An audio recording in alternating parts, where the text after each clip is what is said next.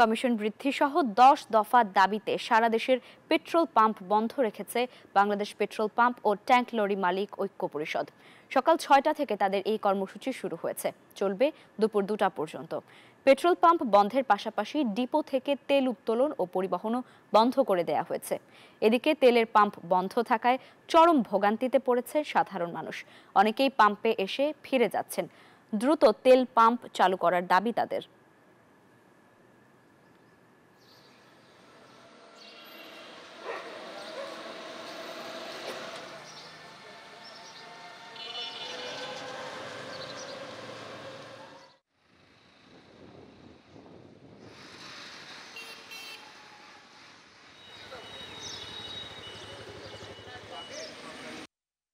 ভোগান্তিতে প্রচুর।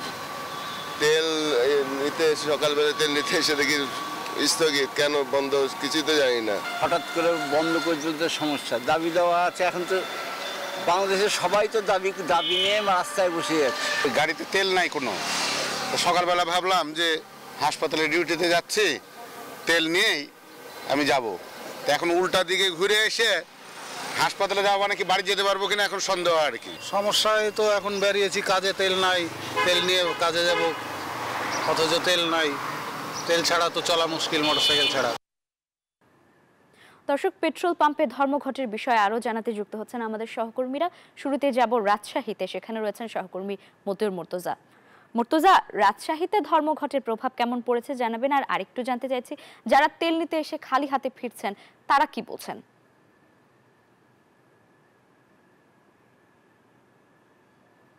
6টা থেকে রাজশাহীর সকল পেট্রোল পাম্পে কিন্তু ধর্মঘট পালন করা হচ্ছে, ফলে সকল ধরনের কার্যক্রম বন্ধ রয়েছে। পেট্রোল পাম্প বন্ধ, পাশাপাশি তেল উত্তোলন, পরিবহন সরবরাহ কিন্তু বন্ধ রয়েছে। আমরা সকাল থেকে দেখেছি বিভিন্ন শ্রেণী পেশার সাধারণ মানুষ পেট্রোল পাম্পে তেল নিতে এসে ঘুরে যাচ্ছেন। আমরা তাদের সঙ্গে কথা বলেছি, তারা বলছেন যে তারা চরম ভোগান্তির মধ্যে পড়েছেন। তেলের অভাবে কর্মস্থলে যেতে পারছেন না, ফলে কিন্তু অনেকেই খালি হাতেই ফিরে যাচ্ছেন তেল না নিয়ে।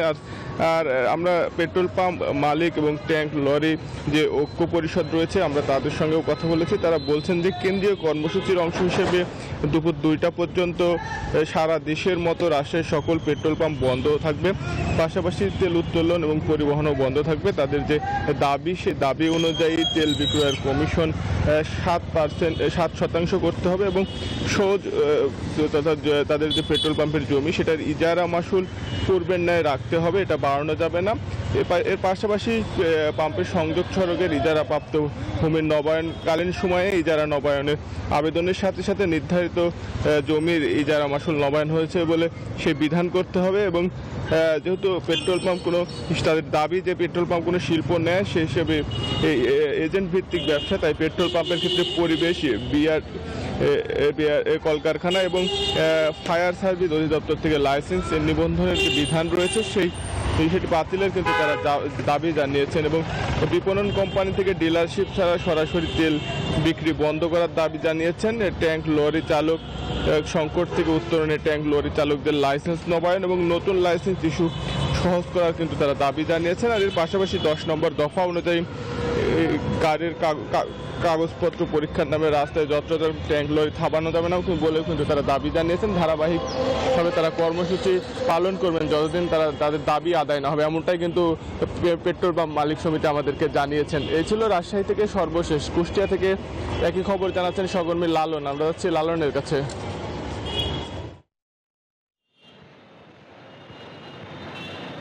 ধন্যবাদ মতিউর মুর্তজা। আপনি রাজশাহী থেকে যেমনটি জানাচ্ছিলেন, কুষ্টিয়ার চিত্রও কিন্তু একই রকম। আমি কুষ্টিয়া পেট্রোল পাম্প মালিক সমিতির সভাপতি এবং সাধারণ সম্পাদকের সাথে কথা বলেছি। তারা দুইজনই আমাকে যে বিষয়টি জানিয়েছেন যে এটি তাদের কেন্দ্রীয় কর্মসূচি। সারা বাংলাদেশে কিন্তু একযোগে এই কর্মসূচি পালিত হচ্ছে এবং তারা বলছেন যে বাংলাদেশ পেট্রোল পাম্প ও ট্যাঙ্ক লরি মালিক ঐক্য পরিষদের আহ্বানেই কিন্তু আসলে দেশের সকল পেট্রোল পাম্প এবং ডিপোগুলো থেকে তেল উত্তোলন এবং সরবরাহ কিন্তু বন্ধ রয়েছে। তাদের যে দাবি, মূলত 10টি দাবি তারা আসলে তুলেছেন, সেই দাবিগুলো বাস্তবায়ন এবং কার্যকরের জন্য কিন্তু তাদের এই কর্মসূচি। এই 10টি দাবির মধ্যে উল্লেখযোগ্য যে দাবি সেটি হচ্ছে যে এই তাদের যে তেল বিক্রির কমিশন, সেই কমিশন কিন্তু 2023 সালের 26শে সেপ্টেম্বর যে জারি করা প্রজ্ঞাপন, সেই প্রজ্ঞাপনে কিন্তু পেট্রোল ও অকটেনের ক্ষেত্রে ডিপো মূল্যের 5% এবং ডিজেলের ক্ষেত্রে 3% হারে কমিশন নির্ধারণ করা হয়েছে। তারা যেটি দাবি করছেন যে এই 5 এবং 3% যে কমিশন, সেটি তাদের যে খরচের তুলনায় কিন্তু একেবারেই অপ্রতুল। এই 5-3% কমিশনে তাদের আসলে লাভ থাকে না, যেহেতু পেট্রোল পাম্পের ব্যবসা অনেক টাকা আসলে এখানে লগ্নি করা লাগে, যে কারণে আসলে এই যে কমিশনটি 7% করার দাবি রয়েছে। পাশাপাশি আরও 9টি দাবি কিন্তু তারা করছেন। তারা বলছেন যে এই যদি এই কর্মসূচির মাধ্যমে যদি সেটি বাস্তবায়ন করা না হয়, তবে ভবিষ্যতে পেট্রোল পাম্প মালিক সমিতির পক্ষ থেকে আরও কঠোর কর্মসূচিতে তারা যাবেন। তো এই ছিল কুষ্টিয়া থেকে। আমি চলে যাচ্ছি বরিশালে একই সংবাদ জানাতে সহকর্মী মিরনের কাছে। মিরন।